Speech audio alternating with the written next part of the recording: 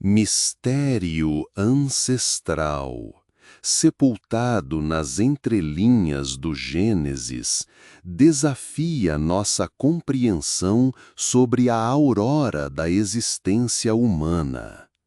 E se, porventura, Adão não representasse o primeiro ser humano criado, mas sim o ponto de partida para algo completamente distinto? A narrativa de Adão e Eva é a pedra angular de nossa percepção acerca das origens da humanidade.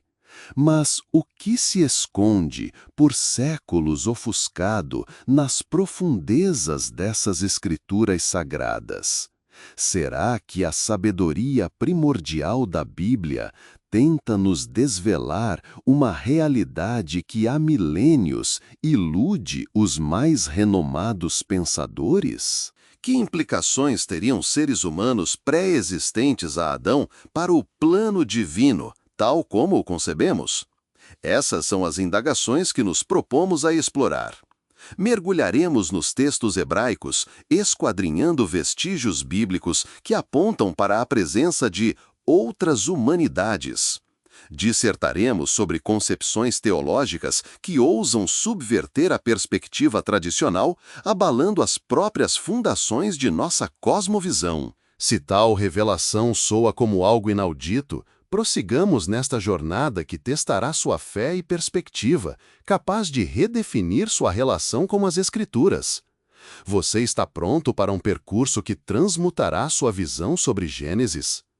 Digite amém nos comentários se está disposto a desvendar esses enigmas. E não se esqueça de curtir, inscrever-se e compartilhar este conteúdo, pois, uma vez assimilada esta perspectiva, sua percepção sobre a saga humana jamais será a mesma. Que a aventura comece, juntos, na busca pela verdade oculta no livro de Gênesis. Ao folhear as páginas sagradas, nos deparamos com o primordial, o ponto ômega de toda a existência. Gênesis, capítulos 1 e 2. À primeira vista, a narrativa da criação parece linear e familiar. No entanto, um exame mais aprofundado revela uma dualidade muitas vezes ignorada. O que se apresenta como um único relato, na verdade, é um mosaico de duas histórias distintas, interligadas, mas com nuances próprias. Em Gênesis 1, versículos 26 a 27, a Escritura declara: Então disse Deus: Façamos o homem à nossa imagem, conforme a nossa semelhança. Domine ele sobre os peixes do mar, sobre as aves do céu, sobre os animais domésticos, sobre toda a terra e sobre todos os répteis que rastejam pela terra. Criou Deus o homem à sua imagem, a imagem de Deus o criou. Homem e mulher os criou. No sexto dia, pela palavra divina, a humanidade é forjada. A linguagem, contudo, é notavelmente abrangente. Aqui não há pormenores íntimos, sem nomes, sem localização específica, sem detalhes de uma criação singular. É uma proclamação cósmica, grandiosa, quase majestosa. A gênese da humanidade, masculina e feminina, é descrita como o ápice da criação, posta em movimento pela soberana voz de Deus. A humanidade, espelho da imagem divina, é investida de domínio sobre a terra, incumbida da responsabilidade de zelar pelo mundo. O tom é vasto, evocando a imagem de um Criador, contemplando sua obra do alto e proclamando-a boa. Contudo, ao virar a página para Gênesis 2, a atmosfera transmuta-se radicalmente. Em Gênesis 2, versículo 7, lemos: Então o Senhor Deus formou o homem do pó da terra e soprou em suas narinas o fôlego de vida, e o homem se tornou um ser vivente. A perspectiva migra para o íntimo e o pessoal. Já não se trata de uma vasta declaração. Deus não apenas profere, ele modela o ser humano do barro, plasmando-o com suas próprias mãos. Adão, o homem, não é uma criação impessoal, mas a expressão de um cuidado intrínseco e de uma arte divina. Sua origem é singular, contrastando vividamente com a natureza generalista de Gênesis 1. Como um oleiro a moldar o barro, Deus infunde vida em Adão com precisão e afeto. Um instante de profunda comunhão. E em Gênesis 2, versículos 18 a 22, a intimidade se aprofunda. Disse o Senhor Deus: não é bom que o homem esteja só, far-lhe-ei uma auxiliadora que lhe seja idônea. E o Senhor Deus fez cair um pesado sono sobre o homem, e este adormeceu, e tirou uma das suas costelas, e fechou o lugar com carne.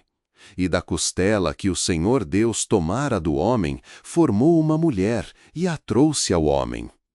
Aqui, um momento de profunda delicadeza se desenrola. A mulher não é criada simultaneamente ao homem. Ela surge dele, plasmada de seu próprio corpo. Esse ato transcende o meramente físico. É um gesto simbólico, impregnado de significado. A mulher não é uma simples criação, é a companheira, a parceira do homem, e sua própria existência entrelaça-se à dele. Um ato de criação terno e pessoal, sublinhando a união entre homem e mulher, que reflete a comunhão divina entre Deus e seu povo.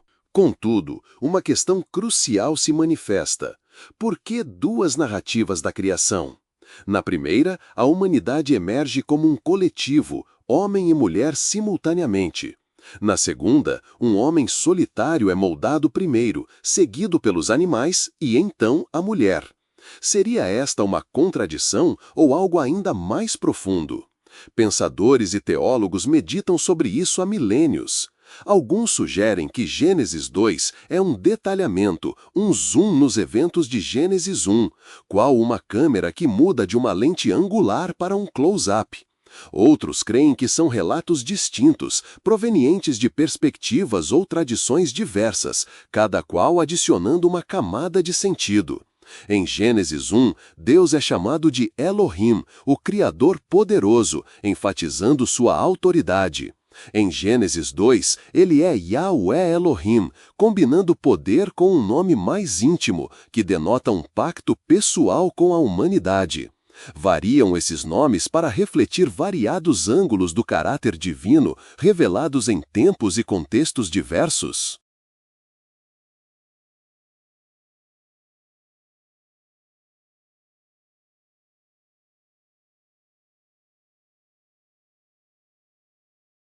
Ainda assim, a questão mais premente talvez seja: estes relatos se contradizem ou se complementam, aprofundando nossa compreensão da narrativa divina? Será que Gênesis 1 e 2, juntos, nos revelam um sentido mais profundo sobre nossa essência humana e nossa relação com Deus? Enquanto pondera sobre essas questões, que novas verdades poderão emergir para você? Que camadas de revelação Deus pode estar desdobrando através dessas duas histórias da criação? Permaneça conosco, pois quanto mais adentramos Gênesis, mais desvendamos os mistérios de nossa existência. Talvez Gênesis 1 descreva a criação ampla da humanidade. A espécie, um decreto divino que abarca o cosmos. Mas ao nos voltarmos para Gênesis 2, a narrativa se restringe dramaticamente a um único ser, Adão. Ele não é uma figura qualquer. É alguém eleito, situado no Jardim do Éden e incumbido de uma missão espiritual singular. Gênesis 1 nos situa no tempo da criação. Gênesis 2 nos revela o propósito. Eis um ponto ainda mais intrigante. Gênesis 2, versículo 5 nos diz: E ainda nenhuma planta do campo brotava na terra, nem nenhuma erva do campo aparecia, porque o Senhor Deus ainda não tinha feito chover sobre a terra, e não havia homem para lavrar a terra. Reflita sobre isso. Não havia homem para lavrar a terra. Por que essa afirmação? Teria Deus moldado Adão não apenas porque a humanidade estava pronta, mas porque faltava uma figura com o propósito espiritual ou agrícola de cuidar do Éden? Isso sugere que a criação de Adão transcendia a mera existência do primeiro humano. Adão foi o primeiro zelador, o primeiro investido para cultivar a criação, o primeiro sacerdote com uma missão divina, o primeiro portador da imagem com uma responsabilidade sagrada. Seu propósito não era apenas existir, mas cultivar, proteger e conduzir espiritualmente o Éden. Naquele jardim, Adão não se igualava aos demais, estava singularmente à parte, posicionado num espaço sagrado, onde suas decisões reverberariam eternamente. Agora, indaguemos. Adão foi o primeiro ser humano ou o primeiro a ser convocado para um pacto divino? Um homem com um propósito que moldaria toda a humanidade? Adão não foi apenas o primeiro ser criado no jardim, foi o primeiro homem da aliança, escolhido para ser o guardião da criação de Deus. Isso confere à sua existência uma profundidade que transcende o mero nascimento biológico. Duas narrativas de criação, dois tons distintos, um enigma grandioso que tem fascinado teólogos por séculos. E à medida que o enigma se adensa, inevitavelmente nos perguntamos: se Adão foi posto no Éden após a humanidade ter sido criada em Gênesis 1, quem eram então as pessoas que habitavam fora do jardim? Preste atenção, pois o que estamos prestes a explorar pode redefinir sua interpretação de Gênesis para sempre. Pronto para aprofundar-se nas camadas ocultas desta ancestral narrativa? Prossigamos a jornada. Voltemos a um versículo discreto, mas de profunda relevância, em Gênesis 2, versículo 5, muitas vezes ignorado. O texto diz: não havia homem para lavrar a terra. Nesse ponto da narração, a criação está concluída. A terra está formada, os rios fluem e as criaturas da terra e do céu estão em seu devido lugar. Contudo, algo ainda falta. Não uma mera presença, mas uma função humana muito específica. A palavra hebraica para homem é Adão, que pode significar ser humano em geral, homem no sentido masculino ou até um nome próprio. O detalhe crucial, porém, é que o versículo não afirma que não havia homens vivos, mas sim que não havia homem para lavrar a terra. Essa distinção é vital. Ela nos revela que Adão não foi criado apenas por uma ausência, ele foi gerado com um propósito. E esse lavrar não se limitava à agricultura, mas era algo mais profundo. O termo hebraico para lavrar é avad, que também significa servir ou ministrar. Essencialmente, o papel de Adão não era apenas cultivar fisicamente a terra, mas adorar e desempenhar uma função sacerdotal. Não era mero labor, era um trabalho sagrado, uma vocação com significado divino. Avançando para Gênesis 2, versículo 15. Então o Senhor Deus tomou o homem e o colocou no jardim do Éden para o lavrar e o guardar. Analisemos esses dois verbos, lavrar e guardar. A palavra para lavrar é avad, a mesma que vimos antes, significando trabalhar, servir ou ministrar. A palavra para guardar é chamar, que denota preservar, proteger. Esses mesmos verbos, avad e chamar, foram posteriormente empregados para descrever o labor dos sacerdotes no tabernáculo, em Números 3, versículos 7 a 8 e 8, versículo 26, onde eles eram incumbidos de zelar pelo tabernáculo e cumprir o serviço do tabernáculo. O que isso nos diz? Adão não realizava um trabalho manual comum. Ele estava engajado em um serviço sagrado, uma obra de templo. O Éden não era apenas um jardim, era um santuário, um protótipo do tabernáculo e do templo vindouros. E Adão não era um mero jardineiro, era o primeiro sacerdote. Seu papel era servir a Deus em um espaço sagrado, protegê-lo da corrupção e interceder pela presença divina na terra. Pense desta forma: Adão não foi criado apenas para existir. Ele foi criado para gerir um espaço sagrado, cumprir um propósito divino e viver em pacto com Deus. Por isso, Gênesis 2 não trata apenas da criação geral da humanidade. Trata da designação de um representante, um homem chamado à liderança espiritual. Foi então Adão o primeiro ser humano biologicamente? Essa pergunta ainda suscita debates. Mas o que parece mais claro é isto: Adão foi o primeiro homem da aliança, separado do restante da criação para iniciar uma relação divina. Sua história não é apenas sobre ser humano, é sobre ser santo, chamado à obediência, testado na escolha e encarregado do destino espiritual daqueles que o seguiriam. Essa ideia ecoa posteriormente nas Escrituras, em 1 Coríntios capítulo 15, versículo 45, que diz: Assim está escrito: o primeiro homem, Adão, tornou-se alma vivente. O último Adão, espírito vivificante. Adão, como o primeiro chefe da humanidade no jardim, prefigura Cristo, o último Adão que se tornou o chefe de uma nova criação. Portanto, da próxima vez que ler Gênesis 2, versículo 5, não o veja apenas como a criação de um homem. Veja-o como o lançamento de uma missão, uma designação divina que ecoaria pela história e que culmina em Cristo. Não foi apenas o surgimento de um ser humano, foi o início de um chamado sagrado, um que moldaria o destino espiritual da humanidade. À medida que nossa jornada por Gênesis avança, a trama se densifica. Vislumbramos a possibilidade de que o livro, em seus capítulos 1 e 2, não discorre apenas sobre a formação da humanidade em sentido amplo, mas sobre a convocação divina de Adão para uma aliança particular com Deus. Agora, a narrativa toma um rumo inesperado. Avancemos para Gênesis 4, o relato de Caim e Abel, os descendentes de Adão. A história é largamente conhecida.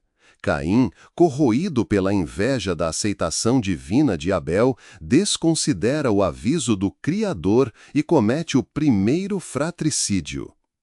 Gênesis 4, versículo 8 narra: Caim atacou seu irmão Abel e o matou. Após o crime, Deus confronta Caim e pronuncia o julgamento em Gênesis 4, versículos 11 e 12. Agora, amaldiçoado és tu desde a terra, que abriu a sua boca para receber da tua mão o sangue do teu irmão. Quando lavrares a terra, ela não te dará mais a sua força, fugitivo e errante serás na terra. Mas então surge uma passagem que tem intrigado intérpretes por séculos.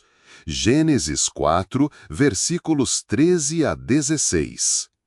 Então disse Caim ao Senhor: Minha punição é maior do que posso suportar. Qualquer um que me encontrar me matará. O Senhor, porém, lhe disse: Não será assim. Quem matar Caim, 7 vezes sofrerá vingança. E o Senhor pôs um sinal em Caim para que ninguém que o encontrasse o matasse. Então Caim saiu da presença do Senhor e foi habitar na terra de Nod, a leste do Éden. Paremos aqui. Caim expressa: qualquer um que me encontrar me matará. Mas quem exatamente Caim temia? Até este ponto da narrativa, conhecemos apenas Adão, Eva e Abel, que agora está morto. Então, quem seriam essas outras pessoas de quem Caim sente pavor? E por que isso é relevante? A trama se adensa ainda mais.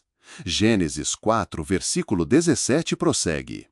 Caim coabitou com sua mulher, e ela concebeu e deu à luz Enoque. E Caim edificou uma cidade, e deu à cidade o nome de Enoque, segundo o nome de seu filho. Espere. Caim tem uma esposa e um filho. E para espanto, ele constrói uma cidade. Por que Caim, um dos poucos seres humanos na Terra neste estágio, precisaria edificar uma cidade? Quem habitava essa urbe que Caim estava erguendo? E de onde surgiram todas essas outras pessoas? Esses versículos levantam questões profundas. Se Adão e Eva são os primeiros humanos e Abel está morto, quem mais poderia estar presente para Caim temer? E quem são esses outros indivíduos que Caim teme que o busquem em vingança? A narrativa não responde explicitamente a essas perguntas, e é aí que reside o enigma. O texto não nos fornece detalhes sobre outros fora do jardim. Fomos informados apenas de Adão, Eva, Abel e, agora, Caim. Contudo, Caim manifesta temor de ser morto, possui uma esposa, um filho e ergue uma cidade na terra de Nod, a leste do Éden. Tudo isso sugere algo mais. Poderiam ter existido outros fora do Éden? Pessoas que não faziam parte da imediata história de criação de Adão e Eva? Poderiam ter existido outros humanos ou seres fora do jardim aos quais não fomos plenamente apresentados? A narrativa gera mais indagações do que respostas, impelindo-nos a aprofundar a reflexão sobre as implicações do que não é dito. Quem eram essas pessoas? Qual sua origem? Por que Gênesis silencia deliberadamente sobre elas? Tais questionamentos não admitem respostas fáceis, mas nos conduzem a explorar as camadas ocultas da narrativa. Ficamos diante de um enigma aberto que nos convida a transcender a superfície do texto e a considerar o que jaz sob ela. O que você pensa? Quem seriam esses outros? Seria a verdade ainda mais intrincada do que imaginamos? Permaneça conosco, pois ao dar continuidade a esta exploração, poderemos desvendar respostas que desafiam tudo o que julgávamos saber sobre as origens da humanidade. Essa passagem tem alimentado debates por milênios, incitando estudiosos, teólogos e leitores a confrontar suas implicações. Consideremos algumas das hipóteses que foram propostas ao longo dos tempos. Primeira possibilidade. Adão e Eva tiveram muitos filhos não nomeados. Essa é uma explicação frequente. Em Gênesis 5, versículo 4, está escrito: depois que Sete nasceu, Adão viveu 800 anos e teve outros filhos e filhas. Uma das explicações, então, é que Caim pode ter se casado com uma de suas irmãs, nascida em um período posterior e simplesmente não mencionada nominalmente. Embora pareça uma explicação lógica, ela suscita outras preocupações. Será que a audiência original de Gênesis consideraria o incesto algo normal? Ou o narrador teria se dado ao trabalho de esclarecer isso para evitar confusão? É uma teoria simples, mas que nos deixa com mais perguntas do que respostas. Segunda possibilidade. Havia outros seres humanos fora do Éden. Essa teoria sugere uma narrativa mais complexa. Adão e Eva não seriam os únicos seres humanos jamais criados, mas sim o primeiro par de uma aliança, colocados no Jardim do Éden por Deus. A ideia é que outros humanos poderiam ter existido em outros lugares da Terra, criados no relato mais amplo e anterior de Gênesis 1, onde Deus fez a humanidade à sua imagem. Adão, por outro lado, foi formado separadamente para uma designação divina no Éden. Nesse ponto de vista, as pessoas que Caim temia, assim como sua esposa, podem ter vindo dessa população humana maior que existia fora do jardim. A cidade que Caim edificou pode muito bem ter sido povoada por essas outras pessoas e não por aqueles diretamente descendentes da linhagem de Adão. Essa teoria não é nova. Muitos estudiosos e teólogos, inclusive alguns do judaísmo e do cristianismo primitivos, propuseram o que se conhece como a teoria da dupla criação. Gênesis 1 narra a criação da humanidade em geral, enquanto Gênesis 2 foca na eleição de Adão como o primeiro líder espiritual. Adão não era o primeiro Homo sapiens, mas o primeiro homem a ser escolhido por Deus para caminhar em um espaço sagrado em aliança com ele. Pensemos nisso por um momento. Caim, após cometer seu crime, afastou-se da presença do Senhor. Isso significa que, em algum momento, ele estava em comunhão com Deus, vivendo no jardim. Mas depois de sua rebelião, ele é expulso e enviado para um lugar chamado Nod, que significa errante. É fascinante cogitar isso. O exílio de Caim não é apenas para um local desolado, é para um mundo além do Éden. É como se a Escritura sugerisse algo mais profundo, que a história da humanidade não começou e terminou no Éden, e que havia mais camadas na história primordial da humanidade do que o que se desenrolava dentro dos muros do jardim. Encontramos ecos disso até no Novo Testamento. Em Atos 17, versículo 26, Paulo escreve: "De um só fez toda a raça humana para habitar sobre toda a face da terra." Alguns interpretam um só homem como Adão, vendo nisso uma referência direta ao seu papel de pai de toda a humanidade. Mas outros creem que Paulo fala mais amplamente sobre a ancestralidade comum da humanidade, enfatizando nossas raízes compartilhadas em vez de uma linha cronológica ou geográfica estrita. Essa interpretação mais abrangente sugere unidade sobre cronologia literal.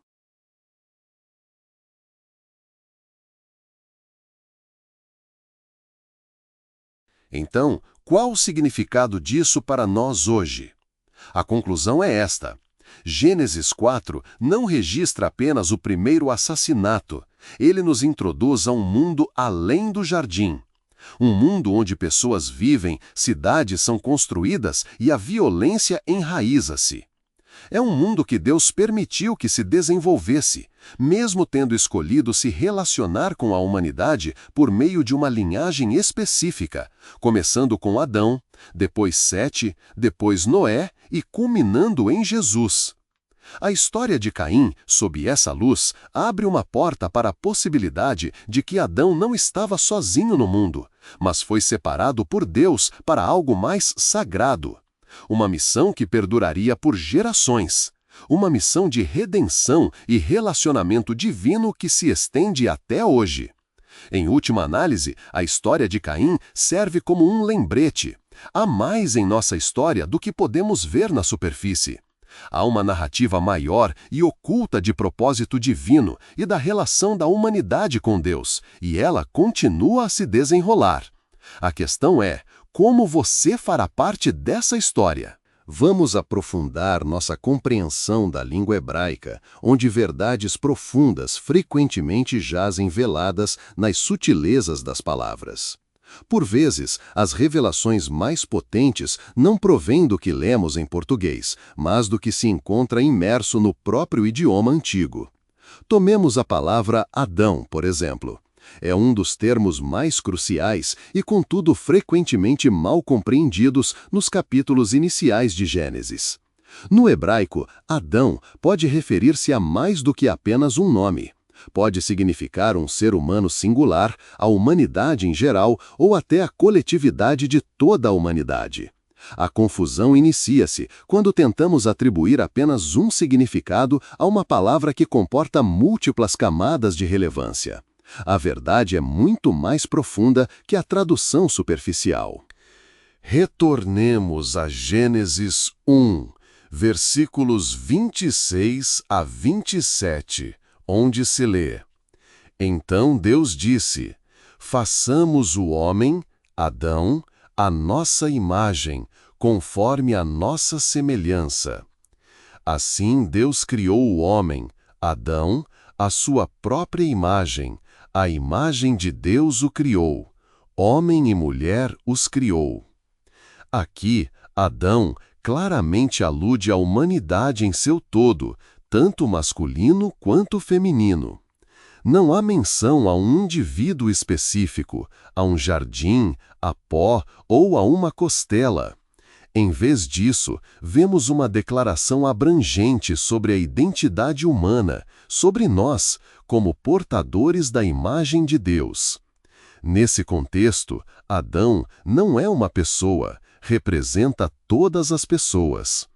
Enfatiza a dignidade, o valor sagrado de toda a humanidade como reflexos da imagem divina. No entanto, ao adentrarmos Gênesis 2, algo se modifica.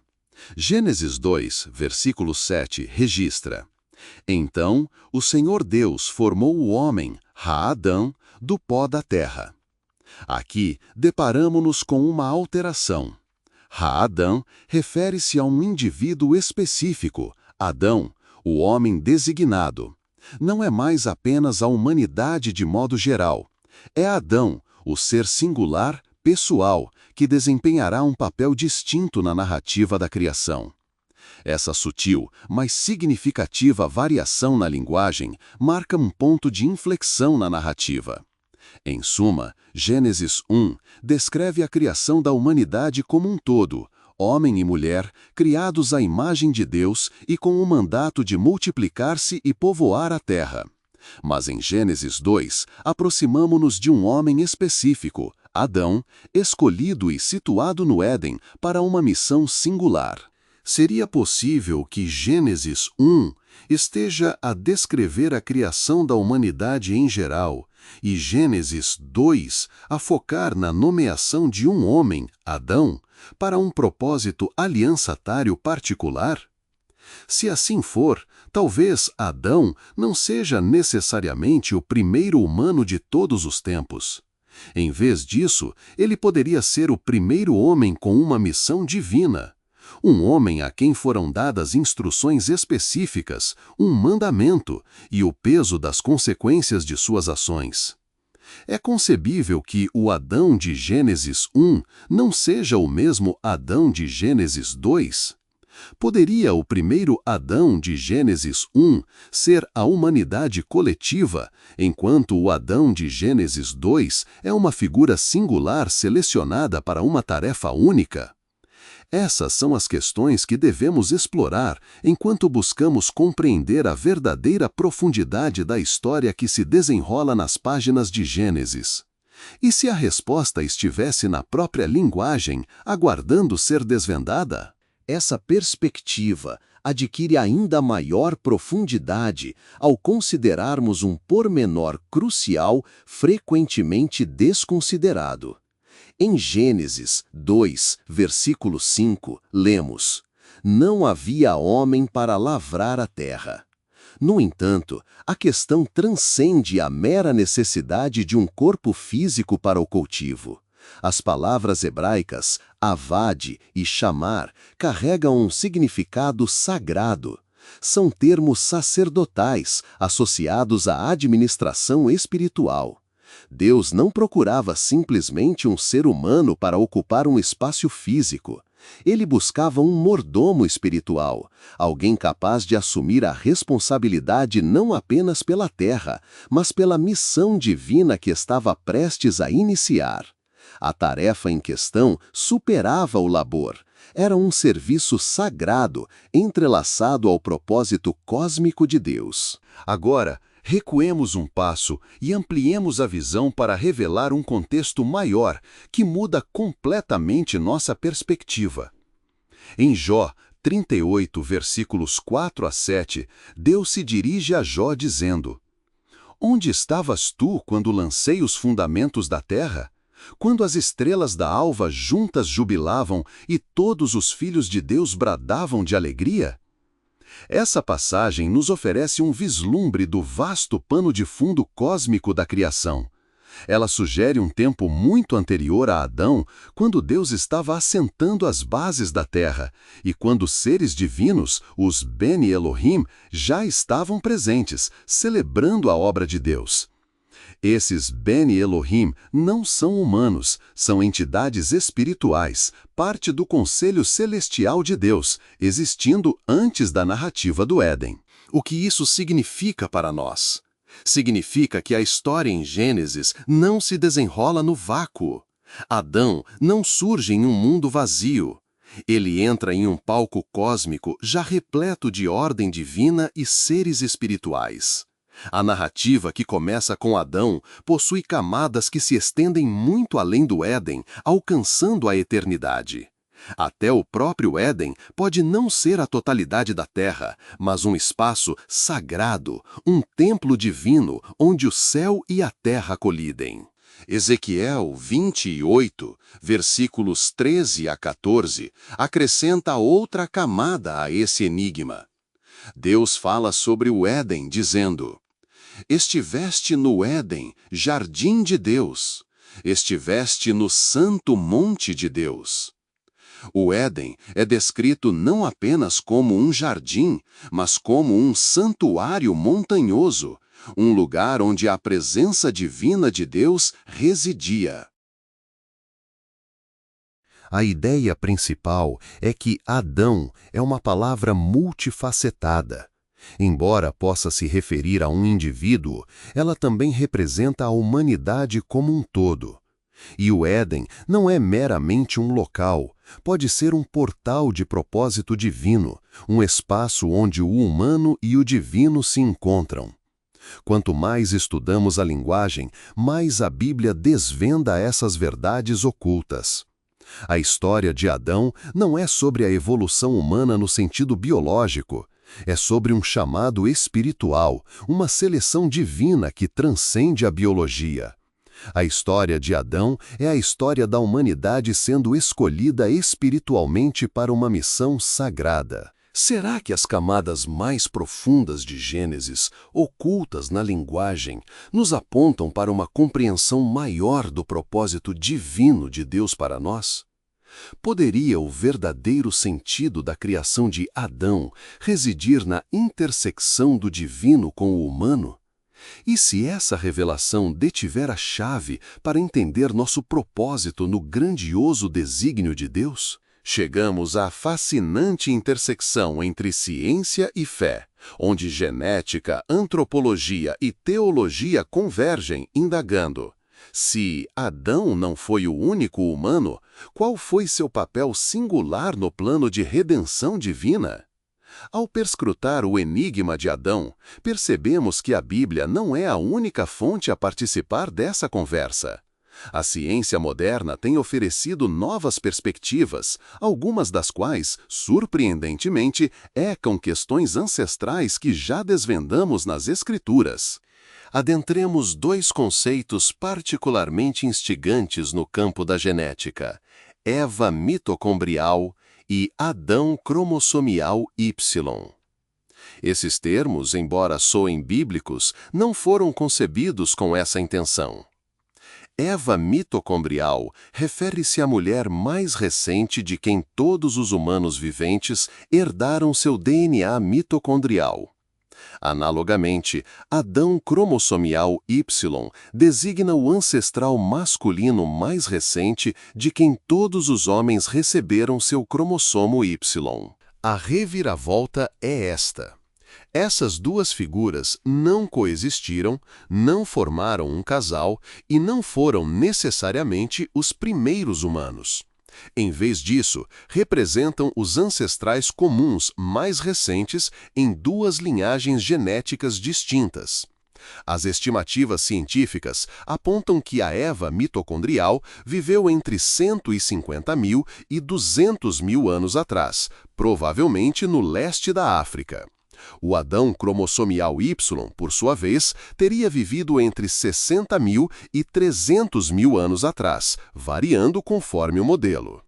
Essas cronologias não coincidem com a linha do tempo tradicional do Gênesis, e essa discrepância é significativa, pois sugere que a narrativa genésica pode não tensionar fornecer uma cronologia biológica, mas sim uma verdade teológica, uma explicação de nossas origens espirituais e não um relato científico da evolução humana. A questão crucial que emerge é: pode ser que a Bíblia não esteja discorrendo sobre os primeiros humanos do ponto de vista científico, mas sim sobre os primeiros humanos em pacto com Deus? Voltemos a Romanos 5, versículo 12, para alguma clareza sobre este tema. Neste poderoso versículo, Paulo escreve: portanto, assim como por um só homem entrou o pecado no mundo, e pelo pecado a morte, assim também a morte se estendeu a todos os homens, porque todos pecaram. Esta passagem introduz a ideia de chefia federal. Adão é o representante da condição humana. Paulo não se preocupa com genética ou DNA. Seu foco é na consequência espiritual. Quando ele diz que o pecado entrou no mundo por um só homem, ele não sugere que Adão era o único homem vivo. Ele afirma que Adão foi o primeiro humano a ser responsabilizado em um relacionamento de aliança. Ele foi o primeiro a receber a lei moral e, tragicamente, o primeiro a infringi-la. Por isso, Adão importa, não como um ancestral genético de todas as pessoas, mas como a origem da consciência do pecado, o começo do exílio espiritual da humanidade. Para ilustrar, consideremos Noé. Nem todos os vivos hoje descendem geneticamente dos filhos de Noé de forma direta. Mas na narrativa bíblica, Noé atua como elo de aliança entre a humanidade pré- e pós-diluviana. Similarmente, Adão desempenha um papel crucial. Ele não é apenas o homem num jardim.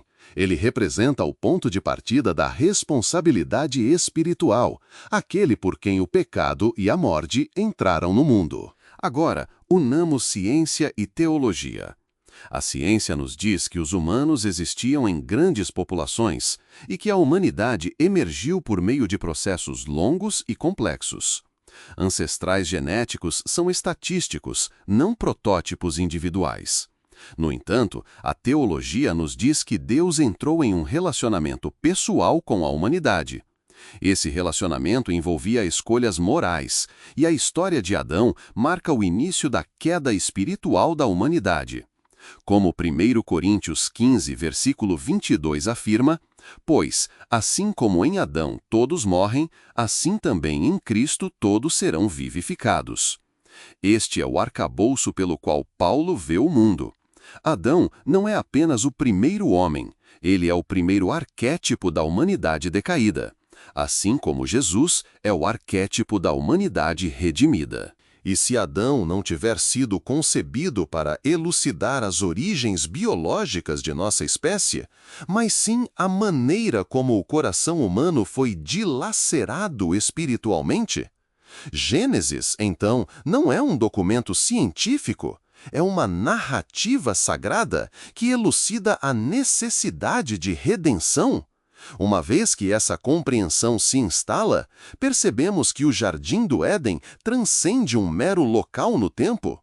É um símbolo da comunhão perdida, do rompimento da humanidade com Deus. Essa é a verdade espiritual mais profunda que Gênesis revela, e ela detém a chave para entender por que todos necessitamos da redenção oferecida por Cristo. Avançaremos pela teia do pensamento antigo para explorar as crenças primitivas sobre o mundo antes de Adão. Teria o Éden coexistido com outras civilizações? Ou seria um domínio completamente dissociado das origens da humanidade? Essas indagações nos conduzem às teorias mais intrigantes e controversas do pensamento bíblico. Uma delas é a teoria pré-adâmica, um conceito que desafia a nossa leitura convencional do lugar de Adão na narrativa da criação. Essa teoria propõe uma possibilidade instigante. E se outros humanos tivessem existido antes de Adão, ou até mesmo concomitantemente a ele? A distinção crucial, porém, é que Adão, ainda que não tenha sido estritamente o primeiro humano, foi o primeiro a se inserir em uma relação de aliança com Deus. Em outras palavras, Adão não foi simplesmente o primeiro indivíduo criado, foi o primeiro indivíduo escolhido. Ele foi o primeiro sacerdote, o primeiro portador da imagem divina com uma designação sagrada, e o primeiro a carregar o fardo da responsabilidade moral. Isso nos leva a inquirir: se Adão não foi o primeiro humano, que implicações isso acarreta para a interpretação tradicional de Gênesis? Teria o Éden sido verdadeiramente o ponto de partida da humanidade? Ou foi o início de algo inteiramente diverso? E se outros humanos existiam antes de Adão, qual o seu papel no plano divino? As ramificações dessa questão transcendem a mera curiosidade. Poderiam alterar nossa percepção sobre as origens humanas e a narrativa de redenção divina. Revisitemos um versículo particularmente intrigante em Isaías 45, versículo 18. Ele diz: "Porque assim diz o Senhor, que criou os céus, o Deus que formou a terra e a fez. Ele a estabeleceu, não a criou para ser vazia, mas para ser habitada." A expressão "não a criou para ser vazia" se traduz para o hebraico como não vazia, não informe, não caótica. Essa é a mesma expressão usada em Gênesis 1, versículo 2, onde a terra é descrita como sem forma e vazia, tohu vabu. A questão que se levanta agora é: teria Deus criado a terra em um estado caótico? Ou é possível que algo tenha ocorrido antes da criação de Adão que deixou a terra nesse estado? São perguntas que nos abrem para as profundezas da teologia, convidando-nos a ponderar a vasta amplitude da criação de Deus e a cronologia cósmica que se estende muito além do que poderíamos ter inicialmente imaginado. E se a história de Adão não for o começo da humanidade, mas o começo do plano de Deus para redimir e recuperar a humanidade? Poderia o mundo como o conhecemos ser o produto de uma restauração divina, em vez de uma origem divina? Ao considerar essas antigas teorias e mergulhar nas nuances do texto hebraico, começamos a vislumbrar um panorama muito mais amplo. O Jardim do Éden pode não ser a origem intocada da humanidade, mas um espaço sagrado onde o plano redentor de Deus começa a se desdobrar. Um espaço onde o propósito divino e a responsabilidade humana se cruzam em uma relação de aliança que molda a trajetória de toda a história humana. A ideia de que pode ter existido algo antes de Adão, algo que levou ao caos que lemos em Gênesis 1, versículo 2, nos força a repensar a própria base de nossa compreensão da criação. Essa mesma questão tem estimulado a imaginação de pensadores judeus e cristãos ao longo dos séculos, gerando profundas reflexões e ênfase místicos. No cenário da antiga literatura mística judaica, especialmente na tradição cabalística, existe a fascinante noção de que mundos pré-existiram ao que agora conhecemos. Conforme essa crença, esses universos anteriores teriam sido espiritualmente destruídos ou entrado em colapso, propiciando um reinício divino da criação. Alguns rabinos judeus especulavam sobre mundos anteriores a Adão, ou mesmo sobre seres criados antes da humanidade, possivelmente na tentativa de elucidar as lacunas e tensões peculiares encontradas em Gênesis. Os primeiros pensadores cristãos também se debruçaram sobre indagações semelhantes. Não era apenas um diálogo judaico, era uma conversa mais ampla que se imiscuía no cerne da teologia cristã primitiva. Voltemos nossa atenção para duas mentes colossais da igreja primitiva para compreender suas visões. Orígenes, aproximadamente entre 184 e 253 d.C., um dos mais antigos teólogos cristãos, aventou a existência de um mundo espiritual pré-temporal. Orígenes ensinava que as almas existiam antes de serem alojadas em corpos humanos e que a narrativa da criação em Gênesis era simbólica, representando a queda espiritual na existência material. Embora suas ideias fossem controversas e por fim rejeitadas pela Igreja, Orígenes abriu precedentes para que os cristãos ponderassem uma interpretação mais profunda e mística da narrativa do Gênesis, desafiando a visão literal que prevalecia em sua época. Agostinho de Hipona, aproximadamente entre 354 e 430 d.C., outra figura monumental da teologia cristã, sustentava uma perspectiva distinta. Agostinho acreditava que os dias da criação em Gênesis não eram períodos literais de 24 horas, mas representações simbólicas da ordem e do propósito divinos. Ele enfatizava que o relato de Gênesis deveria ser compreendido mais como uma narrativa espiritual do que uma explicação científica. Embora Agostinho não tenha abraçado plenamente a teoria pré-adâmica, ele reconheceu o enigma que envolvia o que ocorreu antes de Adão e as verdades ocultas potencialmente embutidas na história de Gênesis. Para Agostinho, até mesmo o pensamento cristão primitivo reconhecia que Gênesis não era simplesmente um registro cronológico científico, era uma rica tapeçaria teológica. Assim, com esses pensamentos em mente, voltemos nosso foco para o próprio Gênesis. Teria o Éden sido um tempo entre as nações? Observemos atentamente Gênesis 2, versículo 8. Então, o Senhor Deus plantou um jardim no Éden para o lado oriental. Note que o texto não afirma que Deus criou a terra neste ponto. Isso já havia sido feito. Em vez disso, Deus planta um jardim específico em um local específico, a leste, em uma região chamada Éden. Isso sugere que o Éden não era a totalidade da terra. Em vez disso, era um espaço sagrado, localizado, um lugar especial que detinha um significado particular. Estudiosos frequentemente descrevem o Éden como uma espécie de templo, um local de encontro entre Deus e a humanidade. Até mesmo Ezequiel 28, versículos 13 a 14, fala do Éden usando a linguagem de templo, descrevendo-o como a montanha de Deus. Isso levanta uma possibilidade intrigante. O Éden pode ter sido separado do mundo mais amplo, um santuário sagrado, onde Adão serviu como seu primeiro sacerdote e guardião. Fora do Éden, pode ter havido outras pessoas, outras terras e uma história humana mais vasta na qual o Gênesis não foca. Por quê? Porque o objetivo do Gênesis não é fornecer um relato abrangente do mundo, mas concentrar-se na aliança entre Deus e a humanidade. E assim surge a pergunta: por que focar em Adão? Porque a história de Adão trata de responsabilidade, relacionamento e a origem do pecado.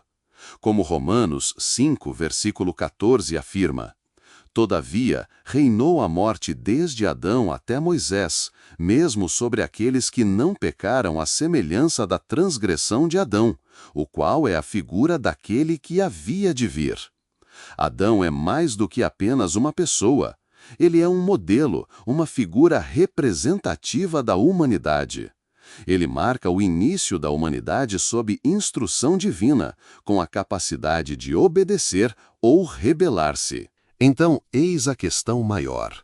Adão foi colocado em uma criação recém-formada ou em um espaço sagrado dentro de um mundo já habitado como o primeiro embaixador espiritual da humanidade? Em ambos os casos, o foco do Gênesis torna-se cristalino. Não se trata de contagens populacionais ou de cronogramas paleolíticos. Trata-se da primeira aliança de Deus com a humanidade. Uma aliança que começa com um homem em um jardim, com um único mandamento. Esse é o ponto central da história.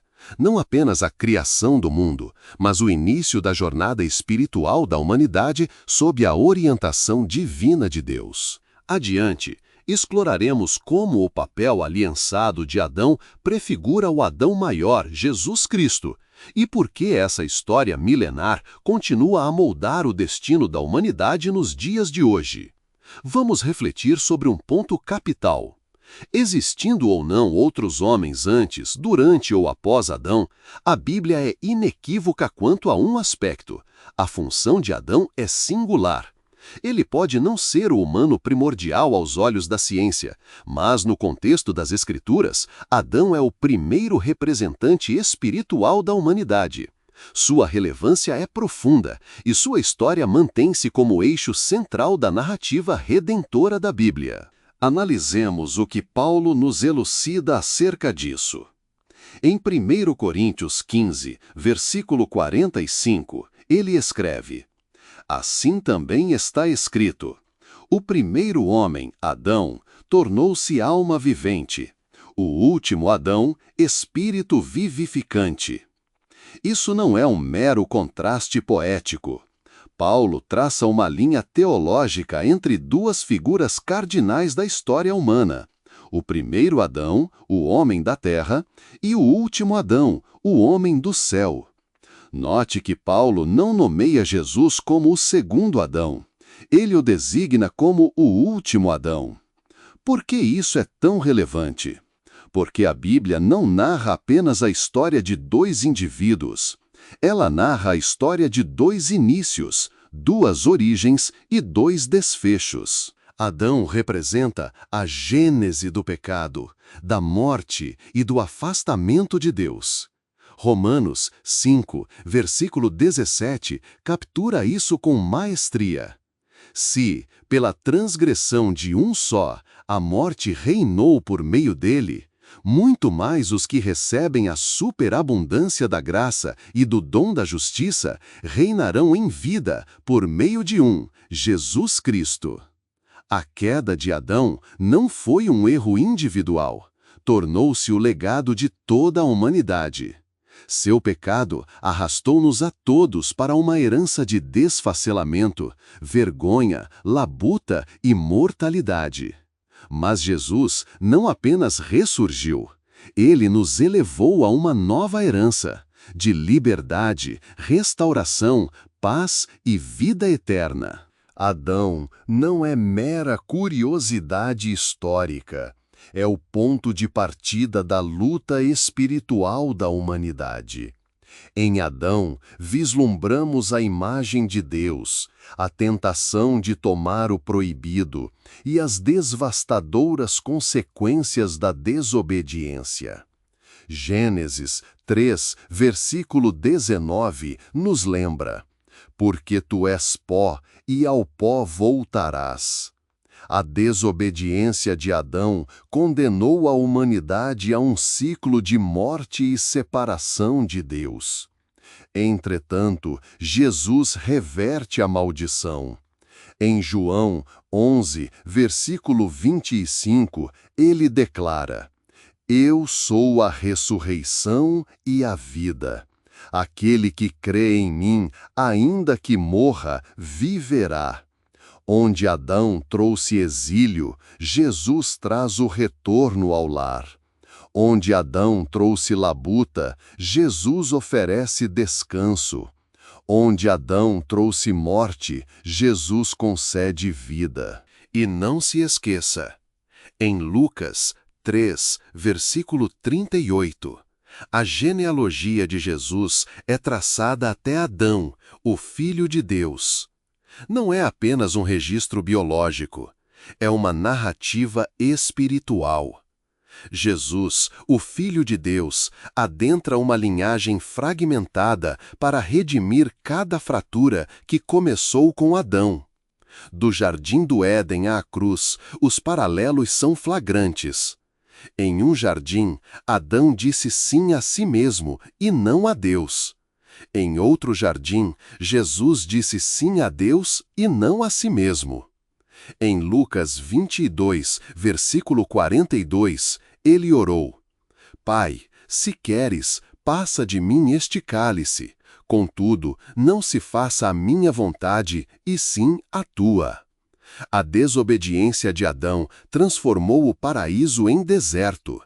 Mas a obediência de Jesus converteu aquele deserto na via de retorno ao paraíso. Por sua vida, morte e ressurreição, Jesus não só reverteu a maldição iniciada por Adão, como também nos franqueou o caminho de volta ao Éden, original, nosso lar eterno com Deus. A história de Adão não se limita ao primeiro homem. É o despertar das lutas espirituais da humanidade. Mas em Cristo, o último Adão, reside a derradeira solução para essa contenda.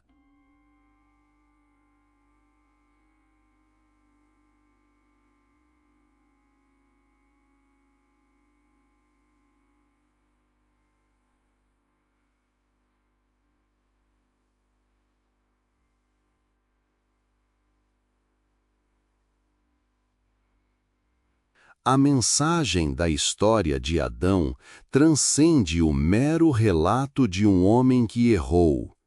Ela toca a própria essência da condição humana.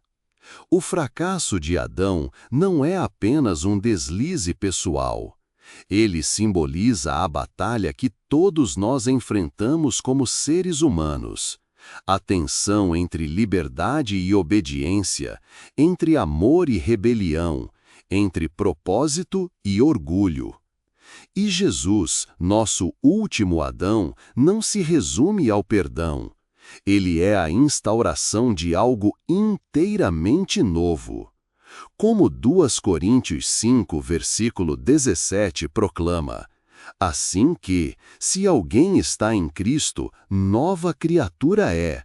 As coisas velhas já passaram, eis que tudo se fez novo. Sim, Adão pode ter falhado, mas o plano de Deus jamais foi frustrado. Do Éden ao Calvário, do pó à glória, a Bíblia narra a saga de 2 Adões. E o convite para todos nós é transpor do primeiro Adão para o último. Então, por que a narrativa de Adão, por mais ancestral que seja, ainda ressoa em nossas almas modernas? Por que importa se Adão foi o primeiro humano biologicamente ou meramente o primeiro humano em aliança com Deus? A resposta é esta. O propósito do Gênesis nunca foi resolver um debate científico. Sempre foi revelar o cerne de Deus e o desígnio da humanidade. Essa questão, Adão foi realmente o primeiro humano, não se limita à antropologia, é uma questão teológica. Desvendemos. Se nos atemos apenas à biologia, reduzimos Adão a um mero ancestral primitivo, mais um hominídeo numa longa cadeia evolutiva. Mas se compreendemos Adão sob a ótica do propósito divino, ele se torna um símbolo de destino espiritual, responsabilidade moral e identidade de aliança. Gênesis não nos diz apenas o que ocorreu. Ele nos elucida por que estamos aqui.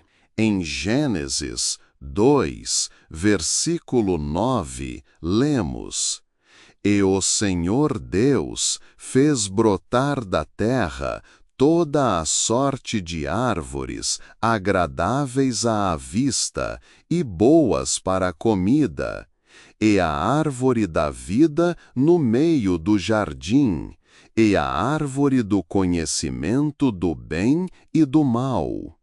2 árvores. Uma representa a íntima comunhão eterna com Deus, a outra, o direito de definir o bem e o mal à parte dele. Isto não é mera horticultura ancestral, É o drama de toda a alma humana. Confiamos na sabedoria de Deus ou cobiçamos a nossa própria? Caminhamos em harmonia com o Criador ou nos rebelamos e escolhemos o nosso caminho? É por isso que Adão é relevante. Não porque nos concedeu a cor dos cabelos, altura ou cromossomos, mas porque ele reflete a condição humana. A história de Adão espelha a tensão que todos nós vivemos entre liberdade e obediência, amor e rebelião, propósito e orgulho. Ao contemplarmos Adão, vemos a nós mesmos. Como Adão, somos chamados a zelar pelo que Deus nos entregou. Somos postos em espaços sagrados, onde nos é concedida liberdade, mas também limites. Ouvimos a voz de Deus, mas frequentemente escolhemos seguir a nossa própria. E, como Adão, nos ocultamos entre as árvores. Transferimos a culpa, ocultamos nossa vergonha. Em Gênesis 3, versículo 8, encontramos um dos versículos mais melancólicos da Escritura. Então ouviram a voz do Senhor Deus, que andava no jardim pela viração do dia. E o homem e sua mulher esconderam-se da face do Senhor Deus no meio das árvores do jardim. O Criador caminhava em comunhão com sua criação, e, todavia, sua criação se ocultava em temor e vergonha. Porém, a boa nova, mesmo após a queda, Deus clama: onde estás? Essa pergunta ecoa desde então.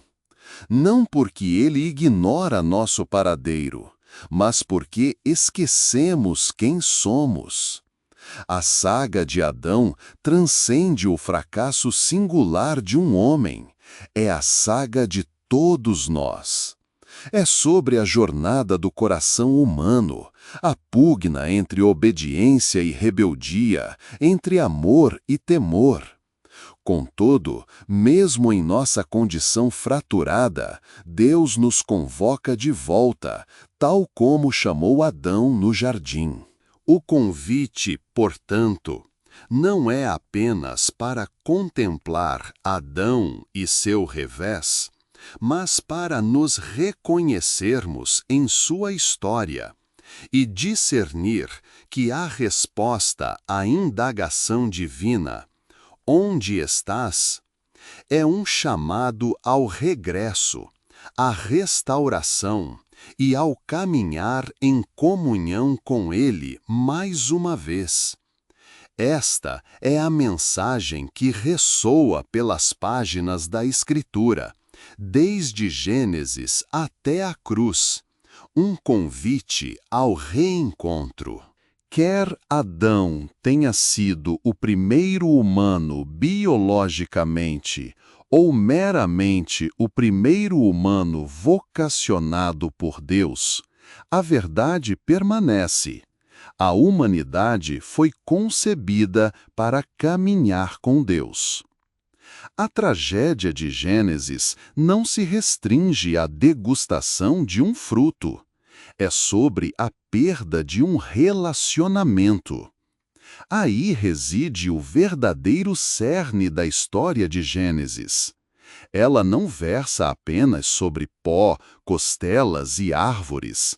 É sobre o pulsar de um Criador que cria, convoca e redime. Em Oséias 6, versículo 7, lemos: Mas eles, como Adão, transgrediram o pacto. Adão não era apenas uma pessoa, ele era um parceiro da aliança, e essa aliança foi quebrada. Mas, graças a Deus, por meio de Jesus, o último Adão, essa aliança foi restaurada. Então, por que isso importa? Porque esta história é a sua história. Não se trata de sua origem biológica, mas de seu destino espiritual. Não se trata de como você foi feito, mas de por que você foi feito. No jardim, na escolha de Adão, vemos o começo de tudo. Mas na obediência de Cristo, vemos um novo começo que está disponível para todos. Ao percorrermos Gênesis, a teologia, a ciência e a história, uma verdade se impõe. Os mistérios ainda subsistem. Poderiam futuras descobertas arqueológicas clarificar os primórdios da humanidade? A análise linguística de textos hebraicos antigos poderia nos propiciar uma visão mais nítida das intenções dos autores originais? Um estudo mais aprofundado da literatura antiga comparada, de tábuas sumérias a mitos mesopotâmicos, ofereceria um contexto cultural mais rico para o livro de Gênesis? Inquestionavelmente. Pensadores bíblicos, antropólogos, linguistas e arqueólogos ainda desvelam novas camadas de entendimento. E a cada descoberta, somos lembrados de que a palavra de Deus não é meramente antiga, ela é pulsante. Hebreus 4, versículo 12, nos remete: porque a palavra de Deus é viva e eficaz, e mais penetrante do que qualquer espada de 2 gumes. Mas, mesmo com novas descobertas, cronologias mais precisas, traduções mais nítidas, sequências de DNA e reconstruções históricas, talvez a verdade mais profunda de Gênesis já tenha sido manifesta. Ela não exige um microscópio ou uma escavação. Exige apenas um coração humilde. Miqueias 6, versículo 8 nos fala: Ele te declarou, ó homem, o que é bom. E o que é que o Senhor pede de ti, senão que pratiques a justiça, e ames a benevolência, e andes humildemente com o teu Deus? É isso. Esse é o eco do Éden. Essa é a convocação que ressoou entre as árvores após a transgressão. Esse é o pulsar que subjaz a saga de Adão. Não apenas um homem do passado, mas um espelho para cada indivíduo na atualidade. Adão não é uma mera figura histórica, ele é o símbolo de todos nós. Como Adão, você foi criado com um desígnio. Como Adão, foram-lhe concedidas liberdade e responsabilidade. Como Adão, você experimentou tanto a beleza quanto a fratura. E como Adão, você está sendo convidado a caminhar novamente com Deus. Isso é o que mais importa. Não se Adão viveu 6.000 ou 60.000 anos atrás. Não se o Éden estava na Mesopotâmia ou era uma metáfora, mas isto: você está caminhando com o Deus que o criou? Você está vivendo com justiça, amando a misericórdia e andando humildemente? Porque esse é o Éden para o qual você foi feito. E aqui reside o sublime mistério. Não é necessário regressar no tempo para redescobrir o jardim. Basta retornar ao Deus do jardim. Em Apocalipse 2, versículo 7, lemos: Ao vencedor, dar-lhe-ei de comer da árvore da vida, que está no paraíso de Deus. A história que iniciou com Adão culmina em restauração, não através do primeiro homem, mas através do último Adão, Jesus Cristo. Essa é a mensagem de Gênesis, a mensagem de toda a Bíblia. Não se trata apenas do início do mundo ou da queda da humanidade. Trata-se da redenção e restauração que se iniciam com o primeiro Adão e culminam no último Adão, Jesus. E por meio dele, todos somos convidados a regressar ao jardim, a caminhar novamente com Deus no paraíso que ele nos preparou. Então, Adão foi, de fato, o primeiro ser humano? A resposta pode não ser tão simples quanto sim ou não. Em termos de biologia, Adão pode não ter sido o pioneiro a caminhar sobre a Terra. Ciência e escritura nem sempre se alinham em cronogramas, e isso é aceitável. No entanto, na narrativa bíblica, Adão foi o primeiro humano a ser eleito por Deus para representar toda a humanidade em um sentido espiritual. Ele foi o primeiro a ser incumbido da aliança, um relacionamento divino com Deus que implicava responsabilidade moral e livre-arbítrio.